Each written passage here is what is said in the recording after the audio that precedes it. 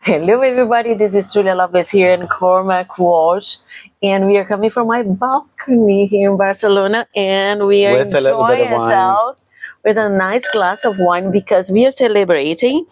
This is our 10th episode of Digital Dialogue, and today we want to share with you like our experience, what we have discovered in these 10 weeks that we have been started this conversation. Cormac. And also the people that we've met along the way. On Thursday, we went down and had a wonderful meeting with a group. It's a meetup group in Barcelona, and they specifically specialize in AI and everything digital. In the wonderful conversation we had down there with James, who will be joining us as a guest in the future. In the wrap up that we've done over the last 10 weeks, we spoke to Olivier, wonderful friend of ours, and we're going to be launching a project with him very soon. And we also explored a lot of the things that Tulia and I maybe had heard about, weren't really sure about. We got more curious. I think in the beginning we used to say that we had maybe a quarter of a foot dipped into AI. I think now we can nearly say we have half a foot. Because we're up to here. No. But we're learning as we're going. We've also now in the last week launched our daily video challenge that is out there now on... This is a challenge, guys, I'm telling you. Well, the big challenge for me was the resistance of doing it. Tulia was much braver than I was, and she got the first one out, and then I thought, right, okay, I'm going to do it. And it's been more fun than we expected. Absolutely. And for me, it has been really like many layers opening in this conversation of AI, because as Cormac and we said from the beginning, and we remain repeating this, that we do not pretend to be AI experts. We are professionals in communication, and we are exploring how AI can enhance, optimize everything we do and the services we provide to our clients. And the more we dig in, the more we find in a positive side, because there is the other side, that all the ethics, all the controversies that we are not going to discuss in this platform, because that's not the objective either. But the more and more we talk about, the more and more we read about, the more we discuss with people who are having some direct input in the technology, the more we see the need of us professionals to become curious about it and to develop some digital literacy, as they say. And also I would add to that the practical applications. So I will be very soon hosting TEDx at ESA. This is the third year that I've hosted it. And I'm also mentoring one of the speakers, Darwal, that was at the Speaker Showdown that Tulia was a part of. And through my trainings with him, I really started to understand how useful, and we're going to be releasing a little ebook on this very soon, Tulia, just started to realize how interesting and how useful ChatGPT, can be in the speech process. And, you know, as Tulia has said now several times in our digital dialogues conversations, it's not about replacing the human creativity. The human creativity is always the magic and the sparkle that you put on top of stuff. But the efficiency and the research and the way that you're able to challenge yourself, the way that you're able to sometimes get that perfect sentence that you yourself staring at a blank page might not get, even as well the AI challenging you and what you're trying to say inside the speech has been hugely beneficial for him. I've learned a lot as he and I explored that together, and as Tulia and I have done it as well. And if you watched last week's Digital Dialogues, you'll have seen that Tulia was speaking about the new AI tool, the Negotiator, that you really liked. Exactly. You enjoyed using. I really enjoyed it. It was really a challenge. It was really to be able to use the role play and really role play in a safe environment and being bold and even putting myself in situations where I hope I never face in real life. But if you do, you're prepared now. But it was good to have all these hypothetical situations and asking the agent, Cormac and I call the AI as an agent, the agent to be critical and to analyze our performance, my performance in that case, and give me feedback on areas of improvement. And it was amazing to see how it can identify many of the blind spots we have. But here's another thing I want to bring to the attention. In the last conversation we had in this group that Cormac mentioned, the topic was AI and music. And the conversation was evolved around, would AI be able to write music, compose music better than human beings? And many many people gave their opinion, etc. And my point was, and I still stay strong in that point, that we have to see AI as an enhancement, as a tool, as a companion, as an agent that can help you to expand your knowledge, your resources. It won't give you any magic. Like, it's not about you telling the tool, just do this, and then magic happens. Because Cormac and I also are reading the new book of Yuval Harari, Nexus. Very recommended. Absolutely. Absolutely. And in the part of the book I'm reading now, he was sharing stories, real stories, where the scientists, the people behind the technology, giving some orders, some commands to the AI to perform certain tasks. In their mind, they wanted it to achieve certain goals, but therefore, the tool understanding of our communication, this is why we are also so curious about, because the way we communicate with each other is not the way we communicate with the tool, because the tool has not these nuances of observations of maybe Tulia wants to understand to do something in that direction. Let me ask back. It really understands things very black and white. And it gives, for example, one example of a real story where someone was testing an AI tool to win a racing competition, like a boat racing competition, yes, and programmed and said, you have to get as much as points as possible. Meaning, you get as much points as possible, you win the competition. But for the AI, he understood, I need to get as much point as possible. So it understood, found out during the racing that if he went around, did some maneuvers, those maneuvers were scored very high. So what did it do? It went around doing those maneuvers over and over and over and over again, not really winning the competition, because following the instructions. Exactly, because it needed instructions. Did what it was told. Exactly. Yeah. It was really correct with instruction. Just said, you want me to score as much as I can, and I'm scoring. It never said win the competition. But also, he added that for the scientist who was experimenting with this AI, then asked, why did you not ask the AI to win the competition? Then he realized that to create a command for the AI to understand winning, it was a very complex command with many parameters that we don't know. Winning for what? Winning against who? But what is winning really? Exactly. What's the philosophy of winning? Yes. What does that mean? Exactly. For the agent, for the AI, winning is, what is winning? So saying that, what I want to say to you here is, because we see lots of, everything's AI right now, right? Everybody's talking about AI. And you see all this, as I mentioned in one of the episodes, the canned prompts, which I mean, I see people say, oh, you do this, you have that. You do this, you have that. 6 prompts to change your life. Exactly. I mean, that's all over the place now. And I think it's a good starting point.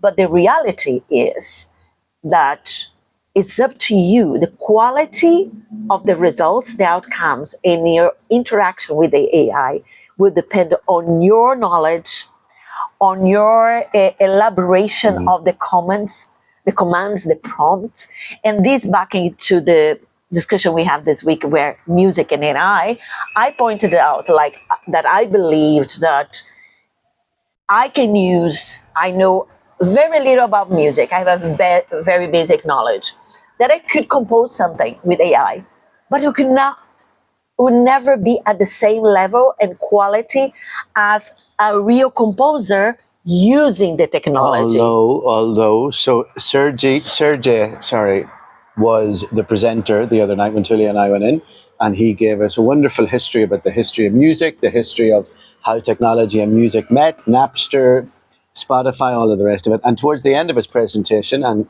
once again, if you happen to be watching this video, Sergey, congratulations, it really was fantastic. But he gave us all a little bit of a quiz. And a bit like Tulia's knowledge of music is much better than mine is. But he gave us a quiz, I think, what was it, maybe 7, 8 songs? Exactly. And he asked us each time, was it human or was it AI? And in the first 1 or 2, it was quite easy because just the lyrics made sense, but they kind of didn't, or they were over the top, or you thought, nobody would release a song with that kind of lyrics. Where it got really confusing for me was when the lyrics disappeared and it was only pieces of music, some of which, especially the one that was a bit more of a kind of a salsa beat to it, actually had people in the room kind of moving to it. And it turned out all of them were AI. So when there was words, it was quite easy to spot it, but it was only music in itself. This is where I think a lot of people in the room were 50-50. They were making mistakes, they thought. And when you think about it, what is the magic of music? Music touches us emotionally. Mm-hmm. And so that piece of music, particularly the salsa one, that stuck in my brain, had people in the room responding to it, had people in the room kind of moving to it as they were trying to figure out when it was human or not. That was probably the piece that most people said, no, that's human, that got to us. And it turned out it was AI as well.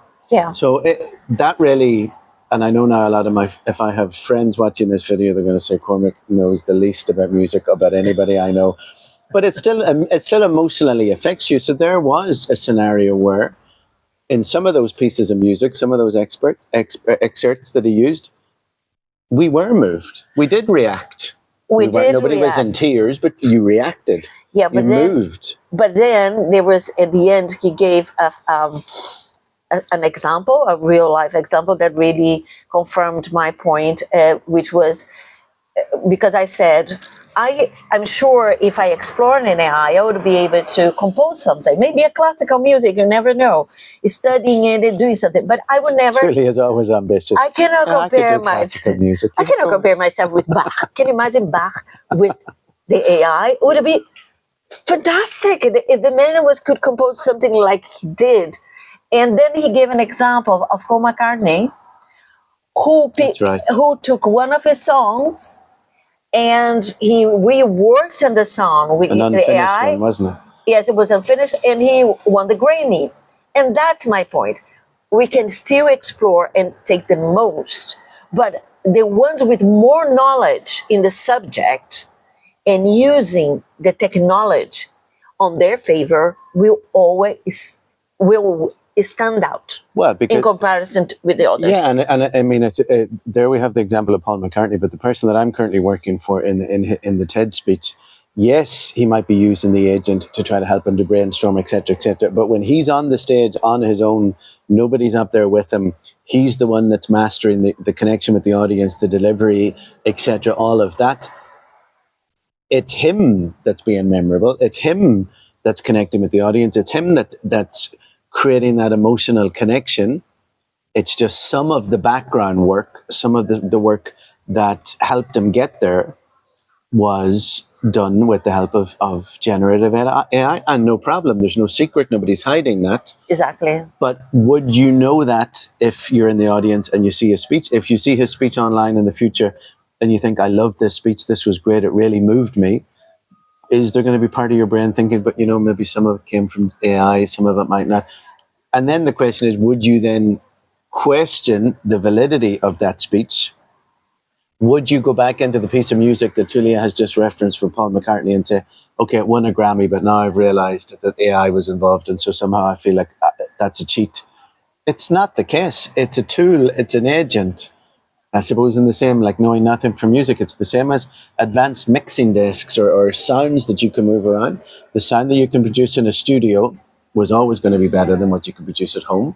And now AI has just made that even more precise. I think it's a big difference here because we are always talking about generative AI, right? Generative AI, the name says it generates something, it creates something. It has a capacity to evolve from the first interaction you have. As I see now, the more and more my own AI, my own agent, it goes expressing in ways that I feel more aligned with who I am. Yeah. So the corrections in style and formatting and structure sometimes is becoming less and less. And then the question: am I losing myself in my AI interaction? I don't think so.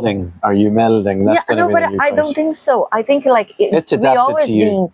If you were a professional who is curious, we're always learning. The case we're always learning because my one of my saying is like, if you're not growing, you're dying. So there you go. So we always have to be learning and growing. And we use Google, we use books, we use all this information. The big difference now is that we have an interaction. And the challenge now with this interaction, here is my call to attention to everybody, is that you really need to learn how to communicate with that agent. So when you command something, when you ask something, it doesn't go repeating over and over something because he thought that was the best way to score with you. Back to my example of the boat race. And but it requires you to be more analytical, be able to be more attentive in listening in terms of reading, meaning reading in between the lines, and be critical about the feedback you receive and then say, oh, this is good to go. No, this is not good to go. Because it will, as they call, hallucinate. The hallucination is when it misinterprets what you ask. It thinks in a way, you're thinking another. And some people gave an example there about the images that you ask an image in a way and give you an image with many arms and many fingers and all this kind of things. So, and for me, as a communication expert, I believe that this interaction with this tool helps you to improve your communication skill, helps you to be more attentive when you are communicating with the human beings, because you will be more attentive to the responses you get. So this is what I've been learning. I have learned all these 10 weeks. That's a great example, actually, that you brought up there, because I'd forgotten about that. What they were saying in that meeting that we went to, and there were a lot of very, very intelligent tech people there. And what Tulia is saying here about the relationship that you have with your generative AI, it also needs the human part to say, no, not this, not that, take it others. Because if you put, that's the example they're giving, if you put an image generated by AI into AI and then have it to just regenerate itself over and over and over without human instruction on the same image, you're eventually very quickly going to start getting images that don't make any sense, because it's just feeding itself back in a loop and starting to make erroneous decisions. Whereas if you had a human, very quickly the human would say, no, listen, a cow can't have 8 legs. You've made a mistake, go back. Give me a cow with 4 legs. Exactly. Give me a cow with 1 head. Give me a cow that isn't blue. And then it's you that's rectifying it and revising it. I think we are at the start, and also just before we close, I definitely have found that I don't use Google search hardly ever anymore. I'm using Perplexity instead. If you don't know Perplexity, it's very good as well, because not only gives you the links, but it also gives you an analysis, an answer to your question with the links, because you can ask your question as you ask in Google, and then you say, but give me the links and the source, all the references, and even attaches videos, etc. It's not like in Google that you have all those links that you have then to browse yourself to get the answer. In Google, you get one answer, and then you have to look for the next answer yourself. With Perplexity, with generative, it's a compound answer. It already summarizes and compile for you an answer. So this is another one that has become part of our tools now. Like we have I have Spooky, you have Chatty, you have the Negotiator now. The Negotiator and Perplexity. These are the ones that we are using most now. I've recently been fighting with Canva, which you're very good at. Yeah. And so just before we close, I want to tell anybody that's watching us tonight, Tulia and I are not on a ship. We're not in an earthquake. I'm just very bad with this camera pole. So if you're watching this thinking, it's moving. Where are these two? It's not the fact of the wine. No, we didn't drink them yet, so we haven't started We haven't yet. started, but we are going to raise a glass now as we toast. Oof. Oof. Okay. Don't let it to fall. As it's we in a toast bucket. episode number 10. And more to come. Everything that's coming on this new adventure. And maybe now this time with a glass of wine in our hand, we can say 1, 2, 3. Everything starts with communication. That was probably the best we've ever done.